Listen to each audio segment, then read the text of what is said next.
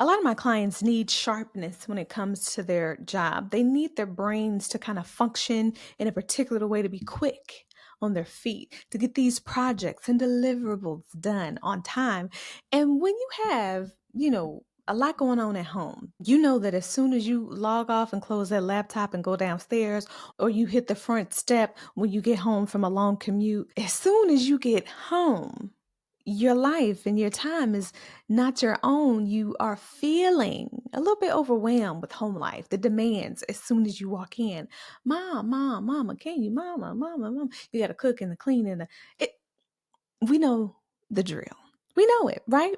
So what do you do when you still need to maintain a level of productivity, a level of sharpness at work, but you still got a lot going on at home? Well, that's exactly what we're going to talk about today. If you are new here, hello and welcome to the Chats with Chastity podcast. I'm your host, Chastity. I'm a mom and a wife and a therapist, and I'm just here to really help you melt all of these different multifaceted parts of your life, including work and mom life and home culture, all those things together by helping you manage your time and your mind, because we need both, okay?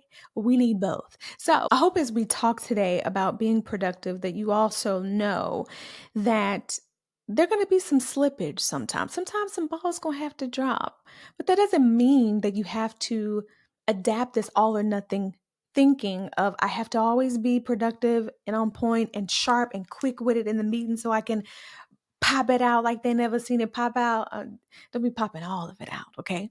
Save a little bit for home. So you got all that going on, and you feel like you have to give that all the time. And then when you get home, you also feel like you have to give 100% all the time. I just want, as we're thinking through this today, that yes, we want to be productive, but we also want to be more intentional than we are productive, right? So we are more than the things that we do, or even more than things that we say, right? More than the ideas that we can come up with, more than the people that we can help. We are more than those doing things. And we are a person that sometimes misses the mark. But there are times when we don't need to miss the mark. We need to get it right. We need to be able to be productive. So let's get into it. One of the first things that I did, especially when early on, when I first had my girls and I was still commuting, I was not working from home, I was commuting, I realized that I had to set up some type of transition routine. I call it a transition routine because it is the buffer between the home life and the work life. To me, it was a mental separation to say, okay, Chastity, what was needed then may be similar to what is needed in your work, but it is also very different. So we're going to take that hat off and we're going to put this hat on. Now, when I was commuting, sometimes this looked like in the car, I'm praying, I'm listening to worship music, I'm listening to other music. Sometimes I would just listen to instrumentals where there wasn't words happening and I could just kind of think to myself. And coach, sometimes I would listen to nothing. Just the road underneath my feet and the people, honking their horns because of traffic. I just wanted to listen to nothing. That was a part, though, of my transition because being a mom, it get real loud at home. It get real loud with kids. And if we are overstimulated, auditorily overstimulated all of the time, and our brains and our ears are always processing the information that we hear, we don't really actually have a break from that. So maybe if you feel overstimulated in that area and that's the overwhelming part, it's like I go from one noise to another. Coach, I go from a screaming child to a team meeting, ding, ding, ding, ding, ding, ding.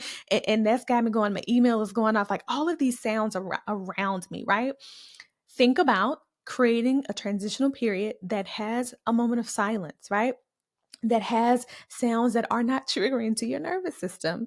That even if it does have sound or it does have talking, it is soothing to you. It is encouraging to you. Baby, do not turn on the news. Don't do that. That's going to transition you right into anxiety. It's going to be worse, okay, for you to be listening to the news on your way to work than it is for you to actually listen to something that is edifying and encouraging. Because anytime I scroll a little too much on the Instagrams and the YouTubes, it just get real dark real soon. And I just can't. You know what I mean? I can't. So and maybe you can't either, but you still doing it. I want you to adapt the I can't spirit and don't. Okay. So just figure out what that transition routine, if you are working from home, which I'm currently working from home, that's a whole nother set of issues, right? Because you work in the environment that you also home in. You know, you can go outside of your office and see a pile of laundry. You can go outside of your office, go do something to eat, and you are tempted to sit down on that couch and not never clock back in. It gets a little tricky. So your transitional routines when it comes to that can be, from morning to, from dropping off the kids and coming in or whatever, however your scenario is. For me, it looks like when I sit down at my desk, I am turning on some instrumental music. So as you can tell, I'm like an auditory person that transitions that way. But I'm turning on music and I am easing my way into the workday. I'm not jumping head first. Okay. I'm going to take my time logging in. I'm going to take my time getting all these things together. I'm going to check my email. I'm going to look at my planner, and I'm going to look at some of those things that aren't demanding but help direct my day in the way that it needs to, so that I can adjust and don't feel, at lunchtime like, oh my Lord, I got so much to do and I ain't got enough time. Jesus, we don't have time for that. So I'm using that first hour or so as I'm getting into work and separating it as my transitionary routine. And maybe that's something that can be helpful for you, but I would love to know if you already have some type of transitional routine. Let me know in the comments. Let me know like what you're doing. Find me on Instagrams and tell me what it is that you're doing, because I'm always open to these new, fresh ideas to hear about what it is that you're doing. The second thing that I do is what I call intentional time blocking. And I kind of look at this from a few different angles. The first angle is intentional time blocking based off of your energy. We know that hormones with your cycle are real, okay? My husband has gotten to a point where he knows my period is coming before I do. How that happens, I don't know. I don't know what signs, you know what I mean, that he's picking up on. I don't know. But all I'm saying is the man understands when my cycle is coming. But we have these different energy levels. Our hormones are our hormones, Jesus, are real, and they do impact the way that we exist, the amount of rest that we need, the amount of energy that we have within any given day. So if you know that you are in a low energy state, at the best of your ability, because I understand that not everyone has the flexibility, right, to manipulate their schedule, but the best of your ability to say, either I'm going to kind of lower my expectations, give myself a little grace. I'm going to send out a couple emails, be like, listen, I can't do that today. We need to reschedule. Or just like in general, right, thinking about this is where my energy level is at. If we had a high, medium, and low energy level rating, today mine is low. And I ain't got it. Ain't got it like I'm gonna have it tomorrow. Ain't got it like I had it yesterday. So we're gonna have to adjust a few things, right? So incorporating and blocking your time out to say, based on the energy that I have, this is the block that I'm gonna be super focused, 10 to 1. Then the hours that are outside of that, you get what you get and you don't pitch a fit. The other one is being able to intentionally time block based on intensity. So some people are morning people, and they're just morning people. They have what it takes to conquer the morning. I don't have that. I've tried to gather it, but I wake up like a grizzly bear. And that's just what it is. You know what I mean? But if you are indeed a morning person, you say, I am going to tackle my hardest, biggest projects for the day in the morning, because that's when I have the most energy, the most intensity to get these things done, then do the morning. If you're a person like me and you're like, I'm a slow poke around, right? And that afternoon time around 11, 3, catch me, right? Catch me, I'm focused. Well, then you time block according to that. And vice versa, right? You figure out what works for you according to your intensity levels, according to what you know about the rhythms and the patterns of how your day goes. And maybe you don't know, maybe for just the next week or so, you track that. You don't change anything. You just track. Okay, how do I feel in the morning when I try to go to do this? How do I feel in the morning when I try to do that? What about the evening? And switch it around just to see. And I believe that will like increase your productivity based off of what's happening within you, your natural rhythms. Because honestly, that's what this all is about, right? Being able to match externally what you're doing in your productivity with the rhythm and the way that you naturally are within yourself, right? Go again, excuse me, go with yourself, not against yourself. And the third one, which might be the most important one, is your home life, right? There might be things happening at home, sicknesses, the kids are out at school, out of school, different events and parties that you're putting on, hosting, whatever it is. There might be a lot of things happening at home that now impact the way that you block out your time and things that you're doing at work. There is not a lot of hope, okay, in waiting to the last few minutes, 30 minutes before you have to go pick up your child to go to a dentist appointment and you're feeling rushed and anxious on your way out of the door and thinking about, oh dang, I missed this part and I didn't do this and I should have, and da da da. And then all through that appointment when you're with your kids, that's on your mind. When you drop off, it's on your mind. You're anxious trying to get it together, and that's like, you know what I'm saying? Like, if you know that you have things coming up for your family, things that you need to kind of work around, be mindful of that and structure your day accordingly, right? So even if you're not a morning person and you like to work heavily and focus in the afternoon, if you have an appointment in the afternoon, maybe you're going to have to switch it up so you won't be stressed. And it's not forever, it's just for the day, right? So you're going to have to switch and offload some of those things in the day so you can take your time and ease your way in and out of the home life things that are happening.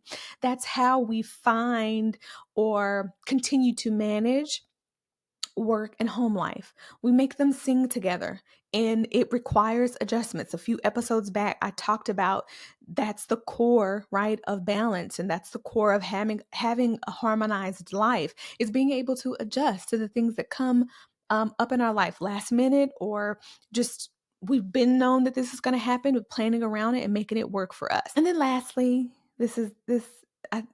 sometimes we forget about this, baby, use your PTO.